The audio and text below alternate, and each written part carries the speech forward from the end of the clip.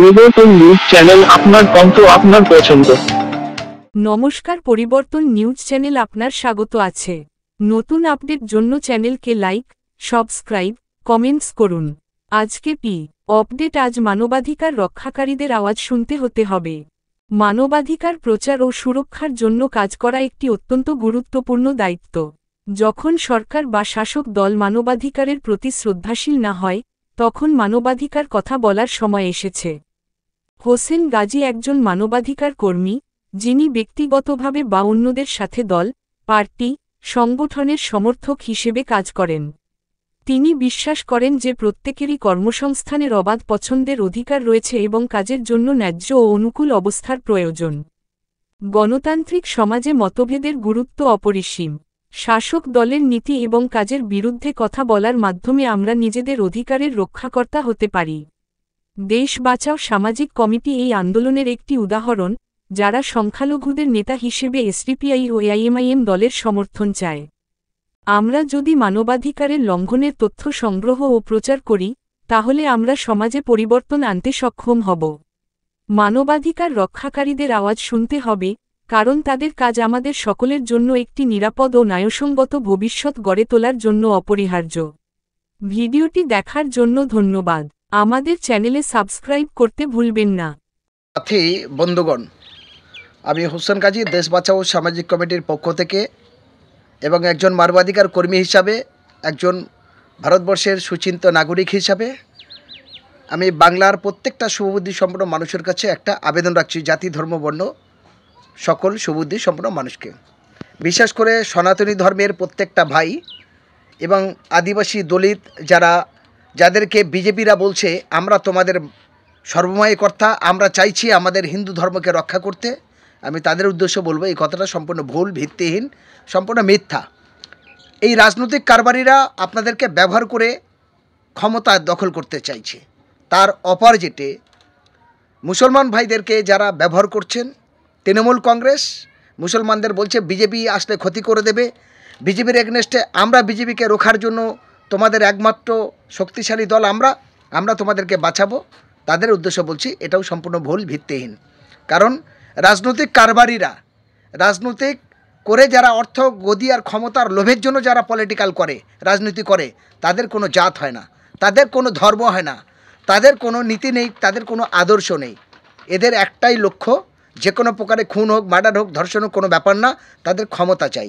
তাদের অর্থ, গদি আর ক্ষমতার লোভের জন্য তারা প্রতিবেশীকে খুন করে দিতে পারে, তারা জাতকে বিসর্জন দিতে পারে, তারা ধর্মকে বিসর্জন দিতে পারে, তারা হিন্দু মুসলমান দলিত আদিবাসীর মধ্যে দাঙ্গা লাগাতে পারে, মানুষকে অসংখ্য বোম বন্দুক দিয়ে বুথ দখল করতে পারে।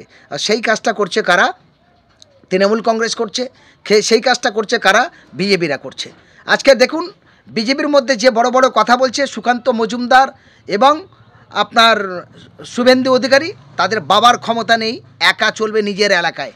তারা জেড প্লাস এবং অসংখ্য বডিগার্ড নিরাপত্তা নিয়ে ঘুরছে আর বড় বড় কথা বলে মানুষের উত্তপ্ত ভাব তৈরি করে দিচ্ছে, কিন্তু তার নিজের বিধানসভা, নিজের এলাকা, নিজের জেলায় ঘোরার ক্ষমতা তাদের হয়নি, নেই।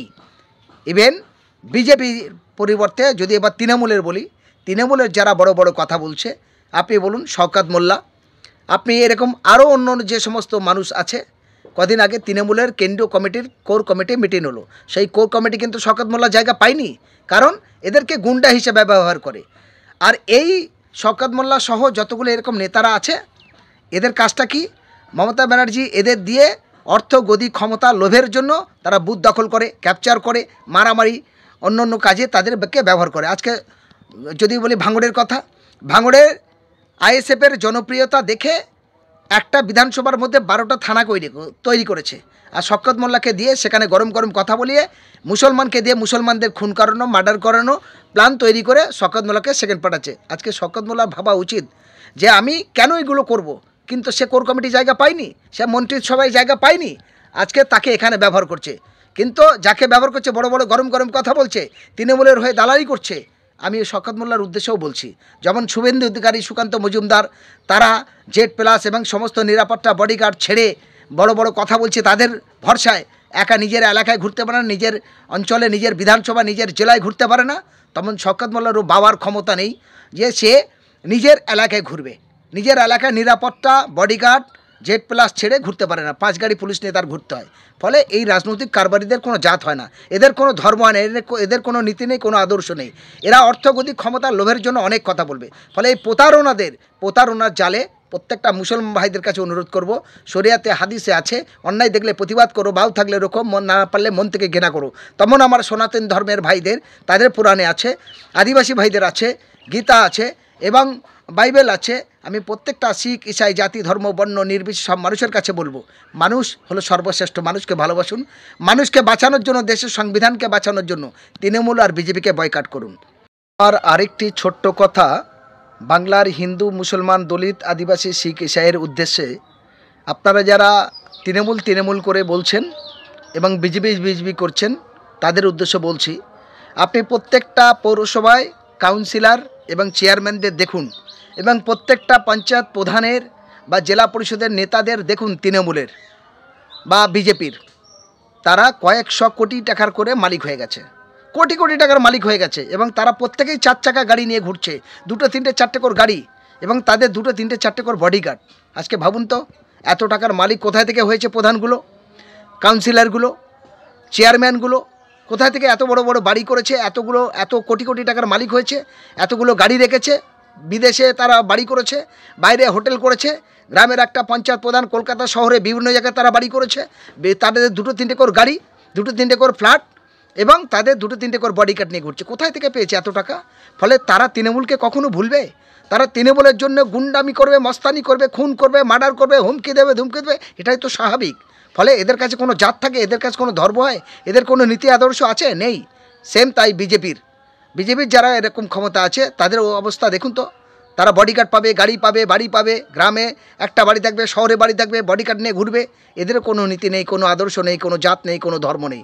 ফলে এই স্বৈরাচারী ফাঁসিবাদী তৃণমূল এবং বিজেপির বিরুদ্ধে বিকল্প ঐক্য না গড়া পর্যন্ত বাংলার মানুষের শান্তি পাবে না, মানুষ ন্যায্য অধিকার ফিরে পাবে না। আর ন্যায্য অধিকার আদায় করতে গেলে যেমন আমরা ঐক্যবদ্ধভাবে ইংরেজ ব্রিটিশদের এই দেশ থেকে তাড়িয়েছি, এই দেশের হিন্দু মুসলমান দলিত আদিবাসী শিখ ইসাই সবাই মিলে, তেমন এই ভারতবর্ষের গণতন্ত্রকে রক্ষার স্বার্থে এবং স্বাধীনতার শান্তি সংহতি সম্প্রীতি রক্ষার স্বার্থে তৃণমূল আর বিজেপির বিরুদ্ধে এরকম ঐক্যবদ্ধভাবে লড়াই করে এই 2 সন্ত্রাসবাদী লুটের তো রাজ এই রাজনৈতিক দলকে সরাতে হবে।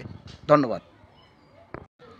আর আমরা বলবো, জানেন, সত্য কথা বলার কারণে শুভেন্দু অধিকারী, সুকান্ত মজুমদারদের যে অত্যাচার করে হিন্দু মুসলমানের মধ্যে দাঙ্গা লাগিয়ে রাজনৈতিক ক্ষমতায় আসার প্রলোভন তৈরি করে মানুষের মনের মধ্যে বিষ ঢুকিয়ে দিচ্ছে, সেই শুভেন্দু অধিকারী এবং সুকান্ত মজুমদারের প্রতিবাদ করার জন্য আজকে হুমায়ুন কবিরকে সাসপেন্ড করছে, সিদ্দিকুল্লাহ চৌধুরীকে সাসপেন্ড করছে।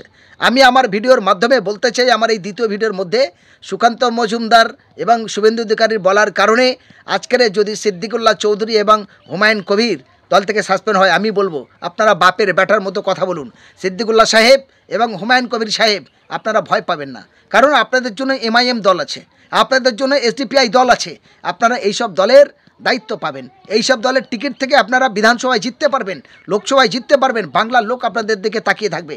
আজকের যদি আপনার এই তৃণমূল আর বিজেপির বিরুদ্ধে আপনারা যদি SDPI, welfare party, MIM, ISF সহ অন্য বিভিন্ন রাজনৈতিক দল আছে, তাদেরকে নিয়ে ঐক্যবদ্ধভাবে যদি বিকল্প ফান্ড করেন আর সেই ফান্ডে যদি আপনারা নেতৃত্ব দেন, বাংলার সমস্ত অপমান জনসাধারণ আপনাদের দিকে তাকিয়ে আছে, এগিয়ে যাবে। হিন্দু মুসলমান দলিত আদিবাসী সনাতন ধর্মের ইসলাম ধর্মের সমস্ত মানুষ আপনাদের সাথে আছে, আমরাও আপনাদের সাথে আছি।